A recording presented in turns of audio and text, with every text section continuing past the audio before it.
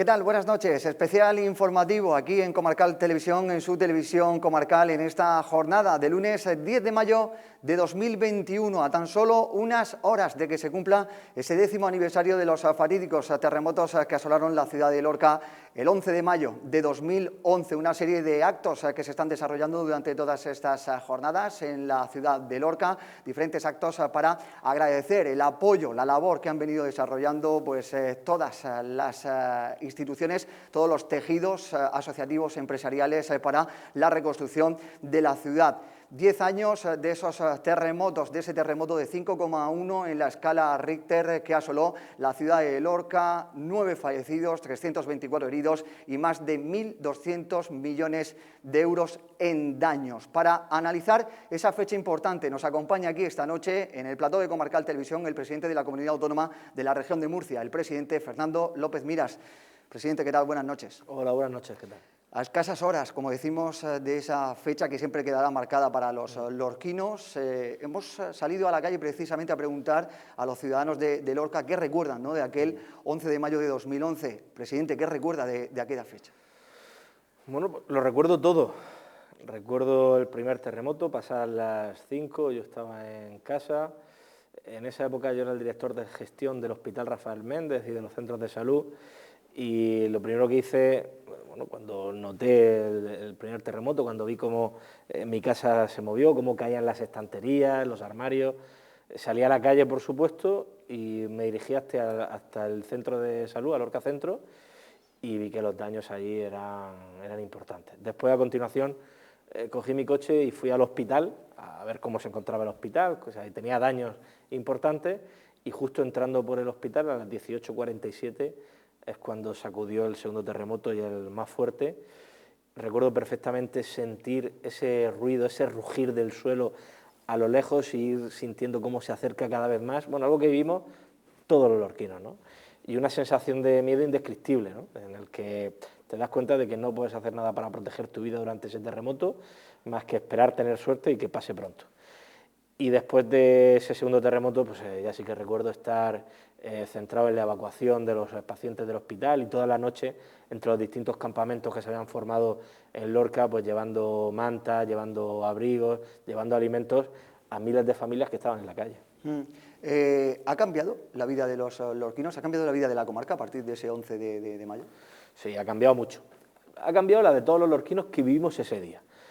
Porque nos cambió, no somos iguales desde aquel momento. No somos iguales, en primer lugar, porque no somos capaces de olvidar. Yo al menos no puedo olvidarme de lo que viví.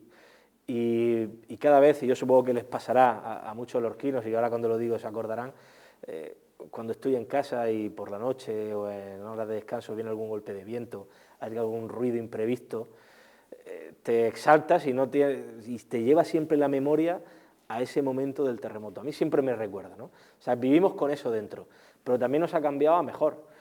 Yo creo que hemos sido un ejemplo, los lorquinos, como pueblo, como sociedad.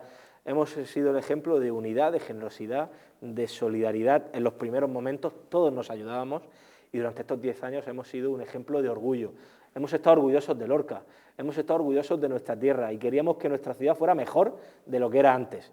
Esto no se ha visto en otras partes del mundo. Hay otra ciudad, por ejemplo, en Italia, que sufrió, L'Aquila sufrió un terremoto similar y años después es una ciudad que está prácticamente deshabitada, que no ha recobrado la vida ni la actividad social que tenía anteriormente. En Lorca sí. En Lorca nos levantamos los lorquinos, nos unimos como pueblo orgullosos de ser de Lorca y decidimos que Lorca se iba a levantar y que Lorca iba a ser mejor de lo que era anteriormente. Y hoy podemos decir, también por supuesto con la ayuda de todas las administraciones, que la ciudad de Lorca es mejor de lo que era el 11 de mayo de 2011. Ahí me iba a hacer ahora referencia también, presidente, al trabajo de todas las instituciones. ¿Ha sido un ejemplo de cómo tienen que trabajar todas las instituciones, la local, la regional, la nacional, para la recuperación y revitalización de una ciudad que estaba en el suelo? Sí, ha sido un ejemplo, por supuesto, ha sido un ejemplo mundial. Y por eso cada vez que hay algún foro mundial, internacional, algún congreso internacional sobre terremotos, siempre se pone como ejemplo Lorca. Siempre va algún representante de Lorca o de la región de Murcia a hablar, ya sea en México, ya sea en algún país asiático. Siempre estamos allí para contar nuestra experiencia y ha sido una experiencia de éxito. Es verdad que cuando hablamos de los terremotos no podemos dejar de hablar de uno de los nuestros que se fueron, que no vamos a recuperar y que también han marcado el futuro de nuestra ciudad y de nuestra sociedad.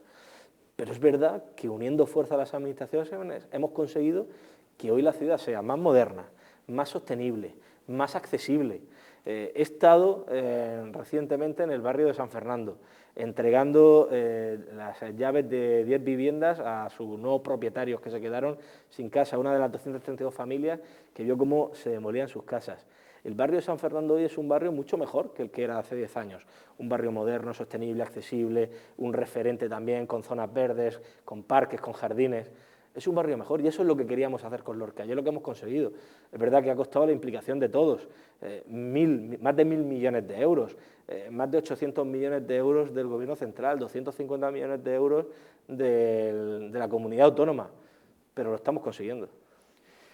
Como bien ha comentado, esta mañana ha estado presente en ese barrio de San Fernando para la entrega de las llaves de esas viviendas propiedad de la comunidad autónoma. ¿En qué situación se encuentran algunas familias? No sé si habrá más familias fuera todavía de sus viviendas. ¿Y cómo ha sido la gestión para que esas familias, esas 8 o 10 familias, puedan regresar a su casa? Bueno, ha sido una labor dura, complicada, compleja, porque bueno, pues se requiere una serie de justificaciones, de circunstancias administrativas que no eran fáciles, pero cuando se trabaja de forma coordinada, la comunidad autónoma, el Ayuntamiento de Lorca, se consigue. Ya hemos entregado anteriormente viviendas, hoy era un paso más, con 10 nuevas viviendas. Pero claro, es que tenemos que recordar que el barrio de San Fernando, que vivían 232 personas, hubo que demoler todas las viviendas, todos los edificios, ¿no? Y esas personas se quedaron sin casa, se quedaron sin su hogar. Bueno, pues ya estamos recobrándolo afortunadamente.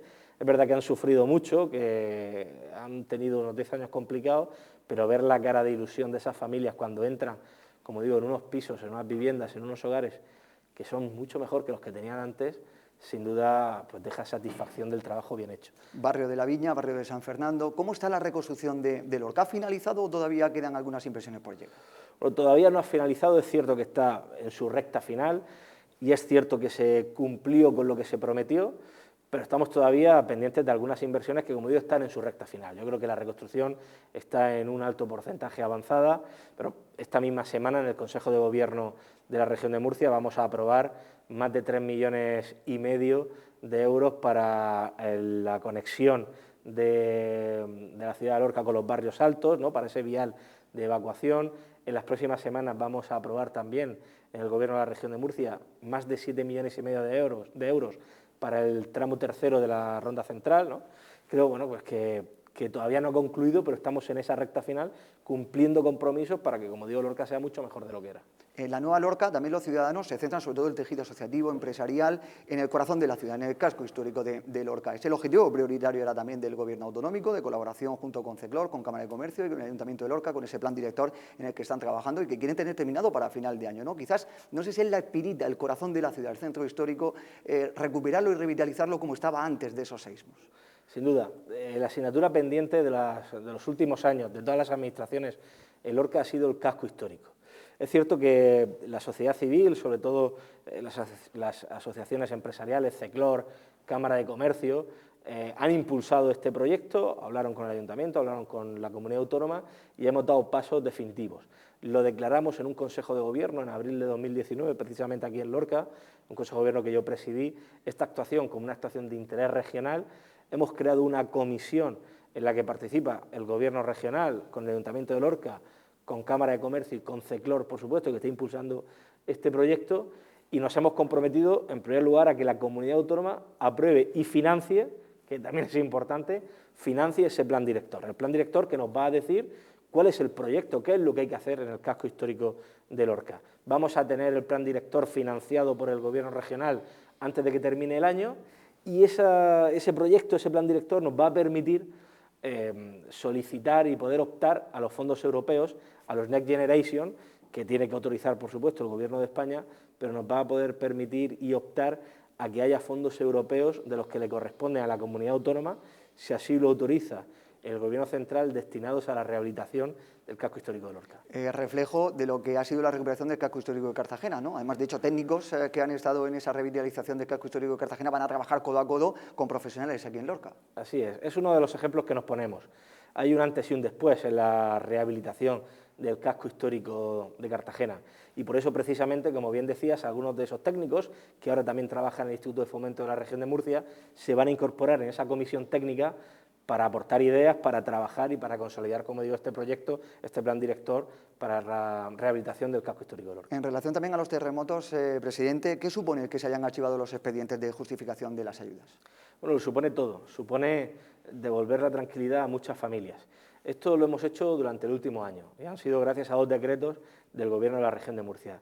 El primero para las ayudas de reparación y ahora para las ayudas de reconstrucción, y era importante porque había familias que lo estaban pasando realmente mal y que tenían un futuro complicado, ¿no? Si no se resolvía este problema de la justificación de las ayudas de reparación y de reconstrucción. El Gobierno regional lo ha conseguido, lo hemos hecho y yo sin duda me siento tremendamente orgulloso y satisfecho de que gracias al Gobierno de la Región de Murcia estas familias puedan tener una vida más tranquila. Mañana es ese acto central a las 7 de la tarde, 13 minutos después del segundo seísmo. ¿Qué supone ese acto en el que, bueno, hay muchísimas personalidades que van a venir a nivel nacional, a nivel regional, a nivel local? Bueno, es un acto importante para conmemorar este 10º aniversario. Y como decíamos al principio, es un 10º aniversario de un momento que cambió la historia de Lorca, que cambió nuestro presente, pero que marcaría nuestro futuro, ¿no? Creo que va a ser importante para recordar a las 9 víctimas de ese terremoto, a los 9 de los nuestros que nos dejaron, también a las familias que lo pasaron mal, a las que lo han estado pasando mal.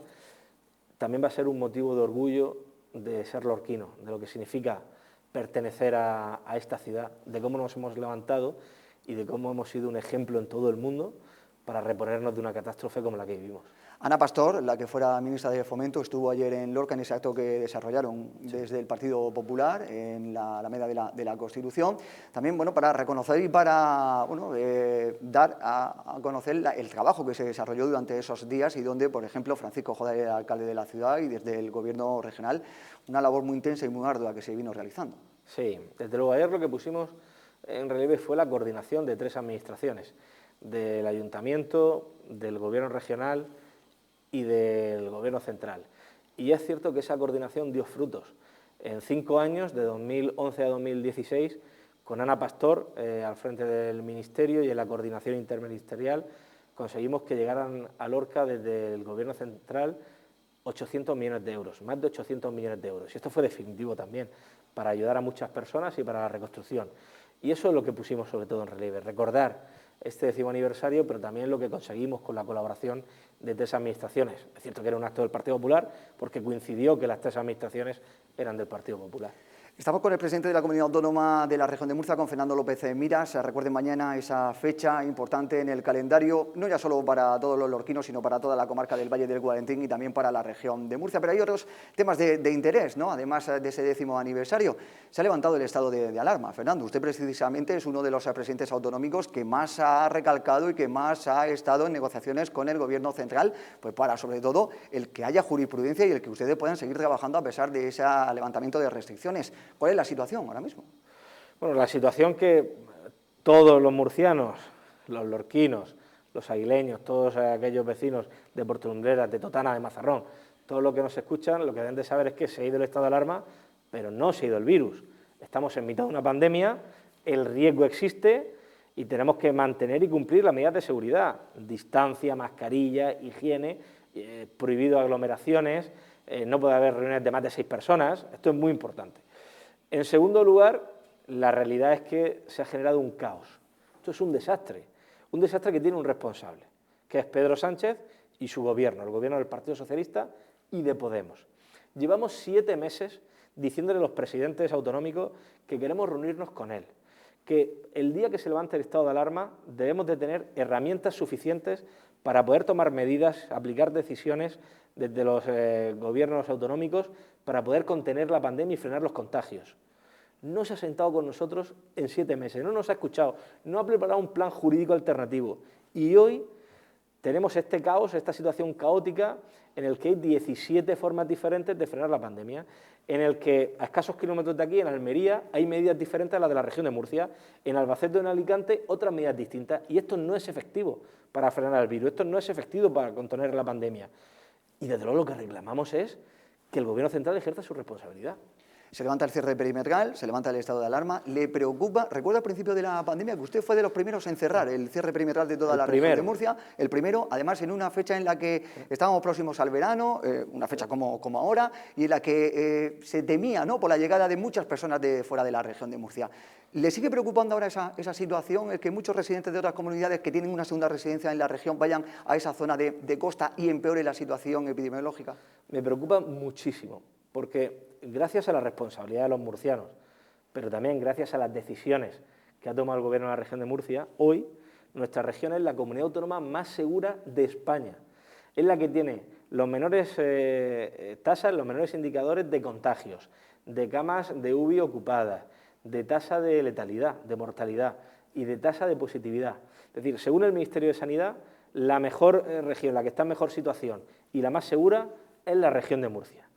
Claro, por lo tanto, que en otras comunidades en las que la incidencia es mucho más superior, en el que hay una transmisión que está más descontrolada, puedan llegar a la región de Murcia, nos preocupa. Pero claro, con esta situación que ha generado Sánchez y el Gobierno del Partido Socialista, hemos visto cómo Valencia quería mantener el cierre perimetral y lo han aprobado, pero en Canarias no lo han aprobado, en País Vasco tampoco, en Navarra ahora parece que tampoco, en Baleares parece ser que sí. Esto es un desastre y esto no se puede permitir. Esto, como digo, más allá de cuestiones políticas, es que esto no es útil para proteger a las personas, esto no es útil para salvar vidas, ¿no? Desde luego nosotros vamos a seguir tomando las decisiones que debamos tener, aquellas que nos indiquen los profesionales sanitarios y nuestros expertos en salud pública y en epidemiología. Pero el Gobierno central también tiene que ejercer su responsabilidad de hacer algo. Sector hostelero, sobre todo sector nocturno también, ¿cómo está la situación? Porque en otras comunidades, sin ir más lejos, por ejemplo en Andalucía, si se permite ya la apertura hasta las 2 de la madrugada de estos establecimientos, discotecas, pubs en horario nocturno, ¿aquí en la región de Murcia se van a seguir manteniendo las restricciones actuales? Bueno, en otras comunidades no es la única, me la dice única, usted, claro. La única en la que se ha aprobado. El resto de comunidades autónomas hemos entendido que tenemos que esperar unas semanas. El factor decisivo por el que se contagia y se transmite el virus es la interacción social. Y tenemos que limitar y evitar la interacción social, por eso no están permitidas reuniones de más de 6 personas. Y es cierto que en los lugares de ocio y sobre todo en los lugares en los que nos quitamos la mascarilla, el riesgo de contagiarnos con el virus es muy elevado. Estamos ya al 60% en la vacunación de los mayores de 60 años. Hemos vacunado a todos los mayores de 80 años, hemos vacunado a más del 90% de las personas mayores de 70 años y estamos al 60% de los mayores de 60 años. ¿Por qué digo esto? Porque más del 95% de los fallecidos y de las personas que lo han pasado mal en las UCI de los hospitales son mayores de 60 años. Siempre ha habido excepciones de edad menor. Entonces tenemos que proteger a estas personas. Y en el momento en que consigamos haber vacunado a todos los mayores de 60 años, que es cuestión de 1 o 2 semanas, y en el momento en que las personas que peor lo pueden pasar y se contagian estén protegidas, estén inmunizadas, podremos flexibilizar mucho más las medidas y esas restricciones que tenemos impuestas. Sobre la campaña de vacunación, ahora serán personas de 75 a 79 años durante esta semana en diferentes puntos de la comarca del Guadalentín, los que van a recibir la segunda dosis de Pfizer y ya completarán lo que es la pauta. Se han recibido muchas críticas también en cuanto a la eliminación de puntos. Por ejemplo, en Águilas, la alcaldesa Mari Carmen Moreno reseñaba que necesitaba y que quería que ese punto de vacunación masiva no se moviera del municipio. Y también desde el Gobierno autonómico quejas sobre esas vacunas que están almacenadas en los congeladores. ¿Qué nos puede decir? Sí, mire, sobre la primera cuestión han sido algunas críticas y algunas quejas infundadas, no eran ciertas, o era mentira, pueden calificarlo como ustedes deseen. Los puntos de vacunación no se han eliminado en ningún momento. En Águilas en ningún momento se eliminó ningún punto de vacunación. De hecho, en Águilas siguen abiertos puntos de vacunación masiva y se siguen vacunando los aguileños en Águilas. Esos eran los planes del Gobierno regional y eso es lo que se hizo y lo que se mantuvo. Cualquier otra circunstancia no es cierta, está alejada de la realidad. Estamos en esta comarca ahora vacunando entre 70 y 79 años, también se ha iniciado la vacunación de entre 60 y 69 y paralelamente en la región ya se ha iniciado la vacunación de 50 a 59 años. Por lo tanto, llevamos un buen ritmo de vacunación.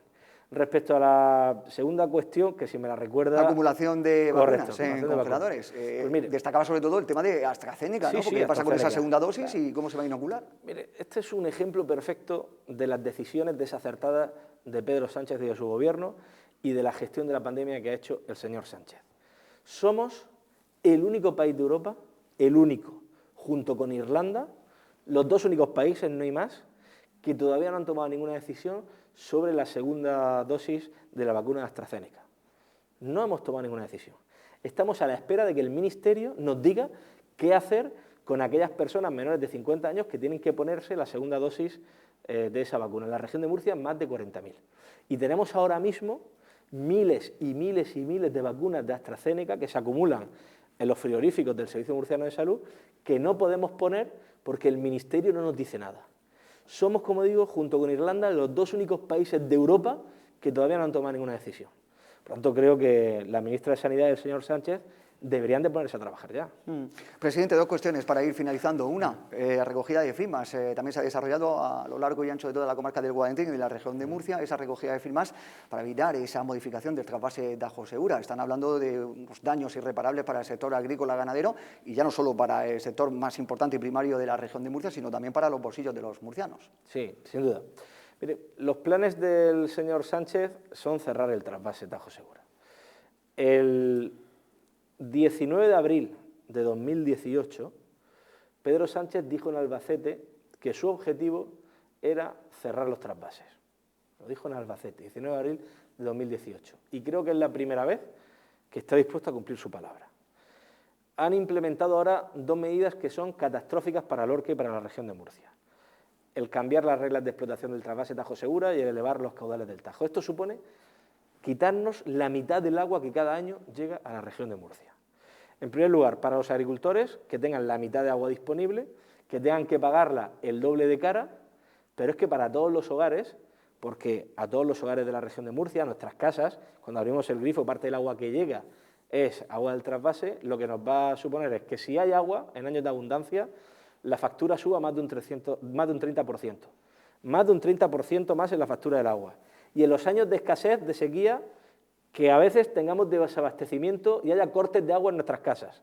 Esta es la hoja de ruta del Gobierno del Partido Socialista y de Podemos. Y ante esto, primero, los agricultores, los regantes, la sociedad se ha movilizado. El próximo día 15, el sábado, hay una concentración en Lorca convocada por los regantes, pero también el Partido Popular, el cual yo presido, también se ha movilizado y está haciendo una campaña de recogida de firmas en todos los municipios para que los murcianos en masa, para que todos los ciudadanos que vivimos en la región de Murcia apoyemos la defensa del trasvase Tajo-Segura y nos posicionemos en contra de que el Gobierno lo cierre. Y la última, hay que hablar de Madrid, hay que hablar de esa victoria del Partido Popular, además contundente, la derecha por encima de la izquierda, además con unos resultados realmente muy positivos para el Partido Popular. ¿Cómo se pueden reflejar esos datos para la región de Murcia y para el resto de España? Se puede extrapolar, incluso las encuestas aparecían en las últimas horas en el que había ya ese sorpaso del Partido Popular al Partido Socialista, que Casado estaba empezando a ser más valorado que Pedro Sánchez. Por supuesto que se pueden extrapolar. Además es que, al margen de que los que han perdido intenten quitarle importancia a esas elecciones, sí han sido unas elecciones en clave nacional.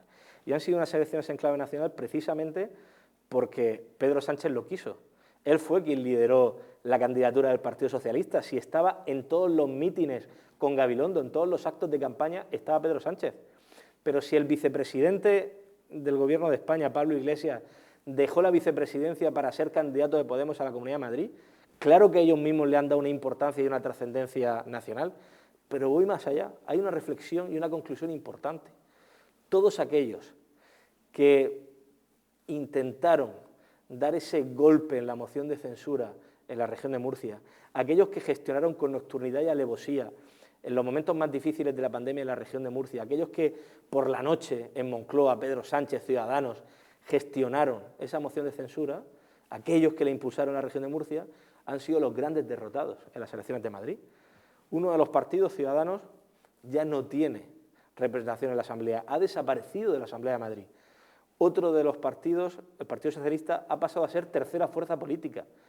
Y el tercero de aquellos que gestionó y negoció la moción de censura, Podemos, ha tenido que despedir a su líder nacional, a Pablo Iglesias, por la puerta de atrás. Claro que se observa un cambio de ciclo. Claro que se observa la reunificación del centro-derecha, ese proyecto que tanto Pablo Casado como el murciano Teodoro García Egea están impulsando en Madrid, y lo estamos viendo. Y desde luego yo me siento tremendamente orgulloso de poder decir que ese cambio de ciclo se inició en la región de Murcia y que va a terminar también con Pablo Casado como presidente del Gobierno.